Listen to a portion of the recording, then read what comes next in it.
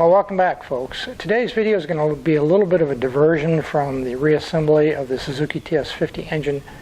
You may recall we were getting ready in the last video to reinstall the clutch pack, which I have right here. This is the original clutch off the TS50.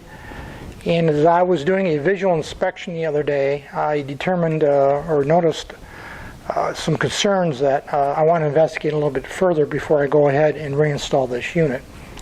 And what I'm talking about specifically, and I know you aren't going to be able to see all the details, but the fingers here of this clutch, this is the outer clutch basket. And the fingers right here, and when I talk about fingers, I'm talking about these pieces right here. These fingers have pretty serious wear marks on the inside edges right here. See if I can get that up there for you to take a look at. Some pretty serious wear marks from the clutch plates, the fiber clutch plates rattling against those fingers. So my first inclination was to perhaps file these down a bit and see if I can't clean that up. But before I do that, I think my next step is I'm going to pull the clutch off that spare engine. If you recall, I bought a spare engine back right shortly after I bought the bike. I have a whole spare engine right here that I'm going to go ahead and pull the right side cover off, pull the clutch package apart, and see if the clutch basket, the outer basket on that unit, is in better condition than this one. So that's really what this is about. I'm not sure how long this is going to take, but what we're going to do is strip that engine a little bit, get the clutch basket out of that engine, and I'll review it, see if it's in better condition than this one. Now, when I do the disassembly of this second engine, I'm not going to take you through all the verbiage of pulling the clutch apart. I'm going to minimize the dialogue. You've seen it before when I pulled this engine apart, and it'll be very redundant. I will shoot some other video, but I'm basically going to get at it to get the clutch out because I want to see what it looks like. And then we'll very likely talk about what I discovered on the other end of that disassembly. I'm going to set up the overhead camera now over my workbench, make it a little easier for me to get at the work on the engine, the other engine, versus shooting from the side. So let me get set up and we'll pick up. I'll give you a little quick close-up view of the concern I'm talking about. I think you can see it right here in this close-up shot, right where my thumb is pointing to. You can see, I think, the ridges that are worn into all the fingers, and they all have the same pattern. That's created by these companion fingers right here on the fiber plates. Again, these are the original plates. Rattling against, because this fits inside, of course, rattling against those fingers. Not uncommon. In fact, almost every service manual will advise you to inspect for wear on the inside of these fingers on the outer basket. Some manufacturers call this the outer hub, some call it the driven hub. I've always just called it the outer basket versus the inner basket, which fits inside of here. This is really the inner piece that fits inside of it. We'll talk about that and these clutch plates in a little more detail at another time, but this is what I'm concerned about. So the options are to file these down, try to smooth them off a bit. Of course, I'll have to remove some material to do that, or come up with a solution for a different basket that doesn't have the wear marks. It's a little surprising to me, given the fact that this bike only had, or shows, I think a little over 1,400 miles, which is not a lot. When I pulled down my Kawasaki F6, at this point, that was 6 or 8 months ago, and had to do some clutch work. I replaced the clutch plates, if you recall. You might have seen that video. The clutch basket on the F6 didn't have anywhere near the wear that the fingers that this one does, and that bike has, I think it's around 6,800 miles on it. So that's a little bit unusual for the bike this low mileage, but nonetheless, that's what we're going to sort out. So.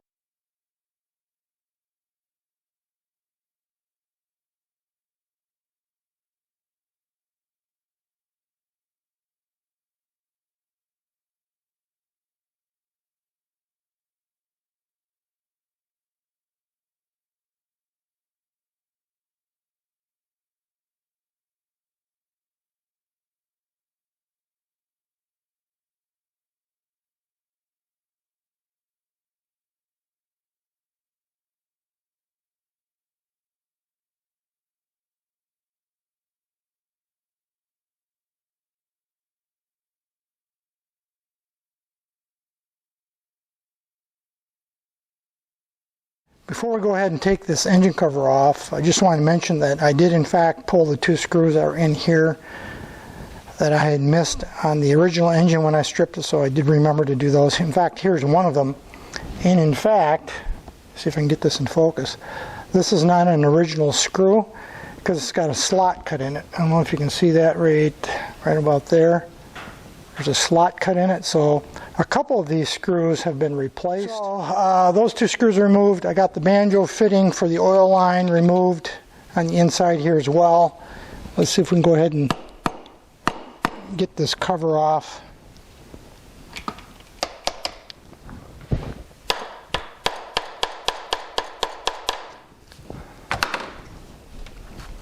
It is loosening up. Let's see if we can't.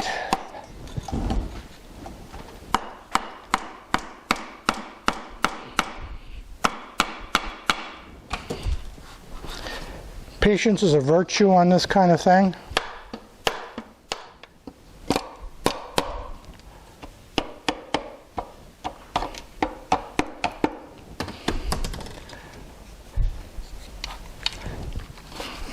Okay, there she comes. And it's had water in it. You can see that clearly. If you can see in there. Got a little residual oil. And it's been wet for a while. You can see the oil there's got water in it.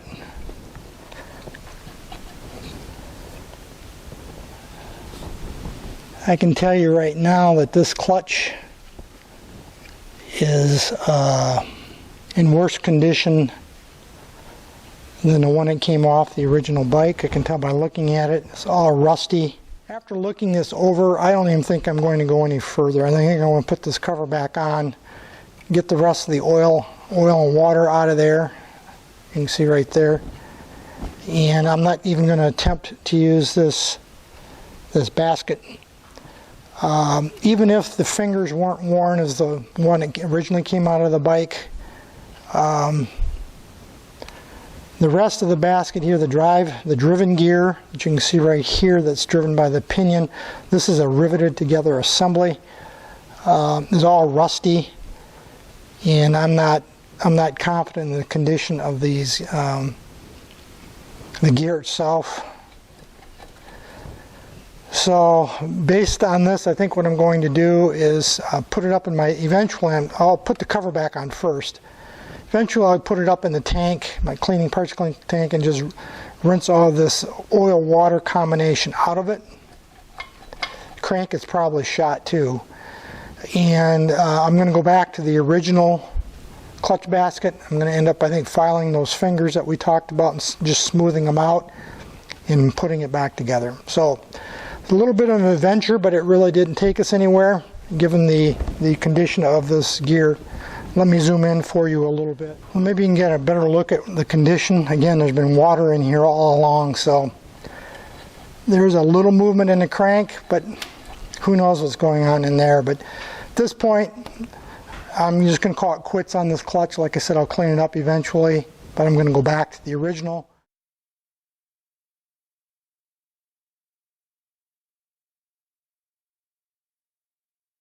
Well, it's the next morning, and I gave this a lot of thought yesterday afternoon and evening in terms of whether I'm going to continue on disassembling the clutch. Take a look at this clutch basket, outer basket, and the fingers.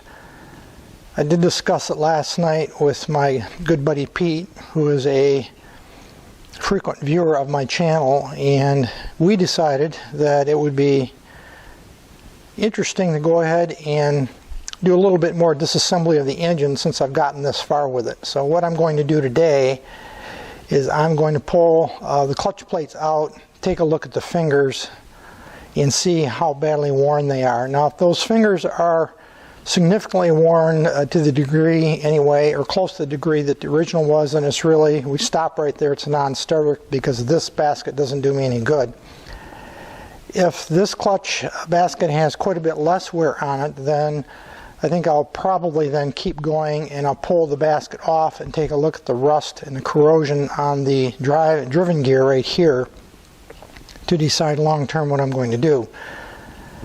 Now let's back up just a little bit, and I'll share with you that I did clean this engine nominally yesterday. I tanked it in my parts cleaning tank and rinsed all of that extra oil and water.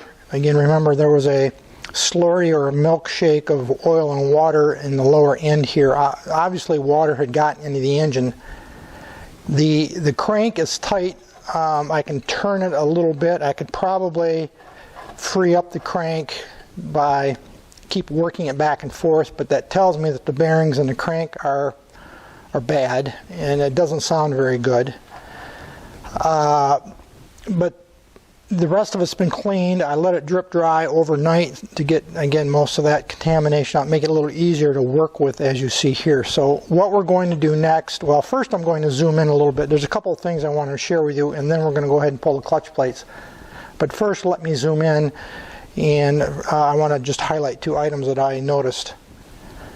Two items I want to talk about on this close-up, and that's regarding the Kickstarter assembly here and then this spring. Let's start with the Kickstarter assembly. This little plastic insert I'm pointing to right now is installed the opposite of my project bike when I first took it apart, and I did reference the photos, as I indicated previously, I think, at how this was installed. Now that little plastic piece has a taper to it. It's a wedge shape like this. My bike, when I took it apart, had this installed the opposite. That is, the taper was facing out. This one has it installed with the taper facing in, as you can see. And I looked through virtually all the documentation I could find, including the parts diagrams, the official Suzuki parts diagrams, and it's really inconclusive, the appearance of this part, with one exception. This is from the Suzuki service manual I bought on eBay, and I've referenced this several times. This manual does not have the TS50 Gaucho bike in it, but it's made up of a compilation of other bikes that have similar characteristics. In this case, we're talking about the Suzuki AS50 engine, which looks to be virtually identical to the TS50 engine for all practical purposes. This is a kickstart assembly on this parts explosion or engine diagram, and you can see here clearly the image of that plastic piece is showing with the tapered section in rather than out, like I installed it on my engine and as it originally presented itself when I took the engine apart. So my supposition is that my original engine, someone had installed this incorrectly based on this diagram and how this second engine has been assembled. So what I'm going to do is pull that plastic piece out on my original engine and turn it around. The other thing I want to mention is this return spring right here is broken. As you can see, it's loose. It's supposed to tie off down here. The spring's supposed to continue, and it's just to pull that shift start mechanism back in position, a neutral position. My only other observation at this point is I don't think there's been serious work done on this engine before. Now, I do think that right side cover has been off because those two screws are non-factory. I don't think the engine's been split. The pinion nut over here, the flats on the lock washer look factory original to me. Very confident this pinion nut has not been removed. And whether the clutch has been worked on before or not, I don't obviously know. Now, someone removed that, side cover for a reason. Who knows what that is? Whether the clutch has been worked on before, no idea. But what we're going to do now is we're going to go ahead and I'm going to pull these pins so that I can get the plates out. I'll probably have to pry them apart in some form of a screwdriver or something so that I can take a look at what these fingers look like, the inner edges, as we referenced earlier. I'm not going to show pulling those all apart. You've seen that before. I'll maybe show you just the initial pin or two, and then I'll get it apart and we'll see what's on the inside. You've seen me remove these clutch pins on my original TS50 engine. I think I used at that time, if I recall, this cotter pin puller, which is very handy to have. I'm going to use a different technique. This time I'm just made a simple spring puller from a piece of coat hanger wire. This is very stiff steel wire. Copper wire, like you'd use for wiring in a house, will not work. It's not nearly stiff enough. This is pretty stiff steel. And I just put a bend in the end. You can actually buy commercially made spring lifters or pullers. I've had a few over the years. They're very handy for installing side stand return springs that are very stiff and those kind of assemblies. However, I've seemed to have managed to break every one I've ever bought. I think I've had 2 or 3 over the years. So right now I don't have one, but I did fashion this out of this coat hanger. And it actually, I've used this technique before, and it actually works quite well. So you just hook it underneath the spring, and I got to get it around that pin like that. I don't know if you can see that right there. And then you just pull up on that spring enough to relieve the tension on that pin and pull the pin out. So there's the first of the pins. And now I'm just going to go ahead and work my way around and pull all of these out.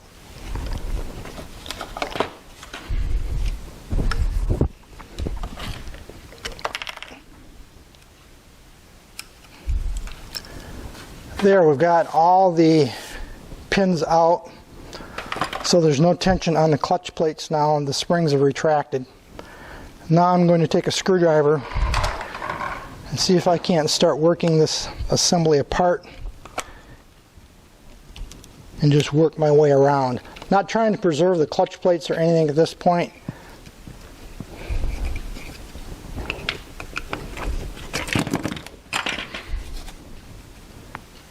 That looks like there. Again, you can see the accumulation of debris in the bottom and rust.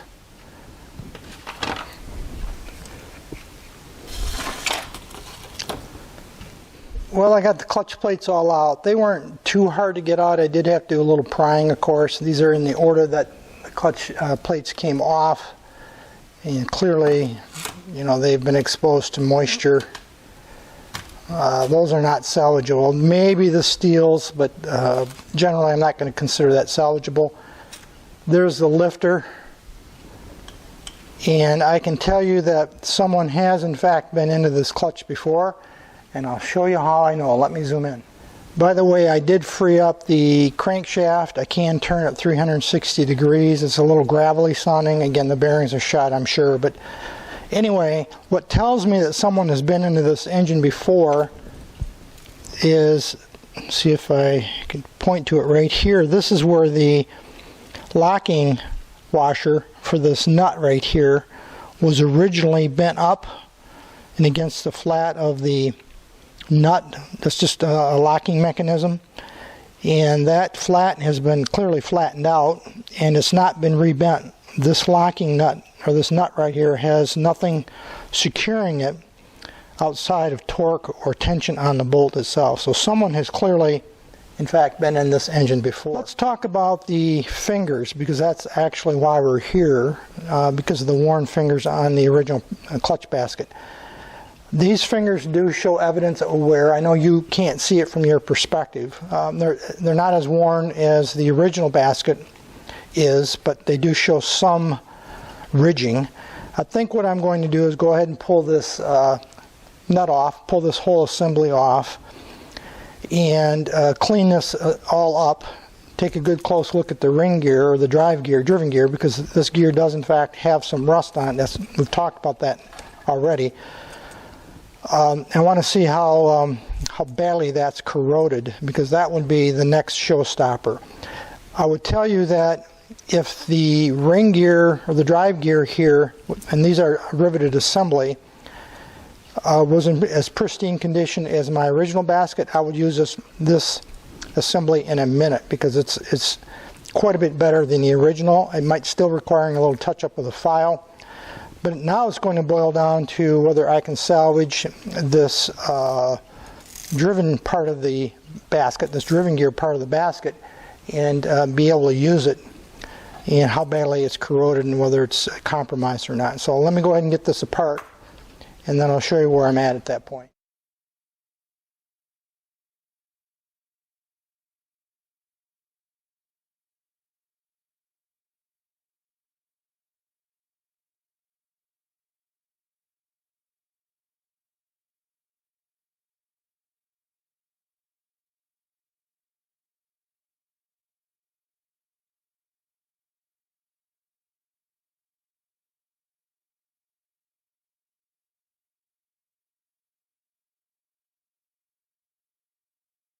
So there's the outer basket clutch assembly.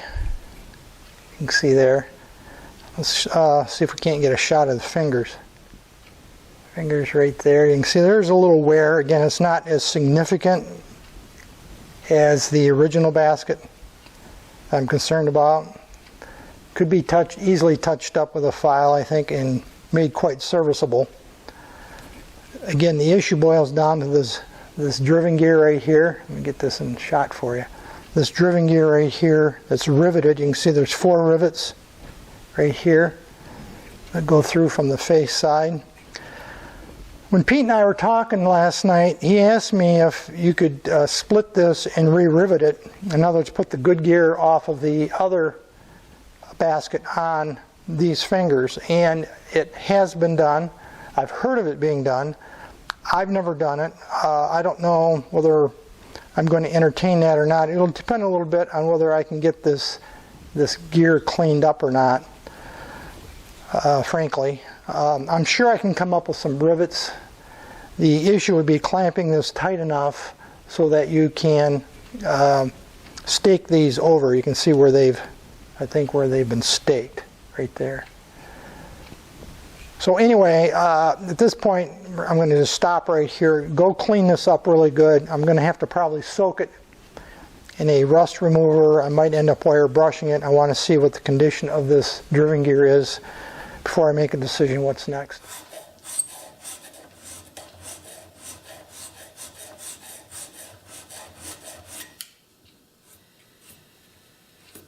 I've completed the reconditioning of the spare engine's external clutch basket. That's what you see in the shot right now. Let me put up a few stills here next that you can see a couple of the in-process steps that I went through.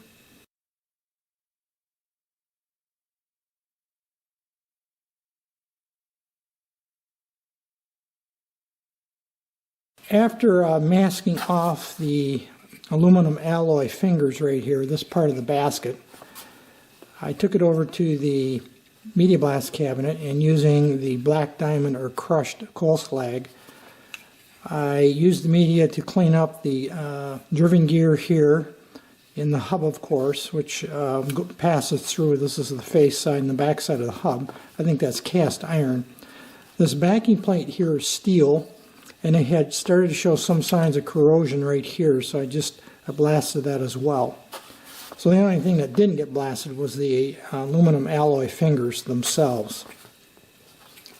Then I took the unit, cleaned it really well with brake cleaner, and I immersed it for 24 hours in evaporust, rust remover. I did that because I wanted the liquid to get in all the cracks and crevices and crannies that I can't get at with media, you know, down inside of here kind of thing. 24 hours in evaporust, came out of the tank, rinsed it really well. Then I put it back in the media tank after masking, of course, once again, and then I did a final blast of all the steel and cast iron components, and you can see how it turned out here. Then I took it over to the my little bench vise, took a nice, good quality, sharp, flat file, and I filed these fingers. And you saw just a brief video clip of that process. Now, my intention with filing wasn't to try to eliminate all of the wear that had been induced through time, rather just to smooth those off and make sure that was nice and smooth for the fingers. And I didn't spend a lot of time filing. I just really kind of touched each finger. I can tell you that the alloy used for these fingers is very soft. That might have had something to do with why both baskets show wear. Of course, the original was pretty significant, and we'll come back to that in a minute. But this was very easy to file, but again, I just touched them a few times, a few passes with the file, and because I just want to smooth, make them nice and smooth for the fingers. And that's it. So I'm going to go ahead and use this basket, that is the spare engine basket on the restoration. The driven gear does have some pitting, as you can see right here, corrosion. This is probably the worst right here. Most of it is in very good condition, but it does have some wear. None of the teeth are missing or severely damaged, so I think that this will be quite serviceable.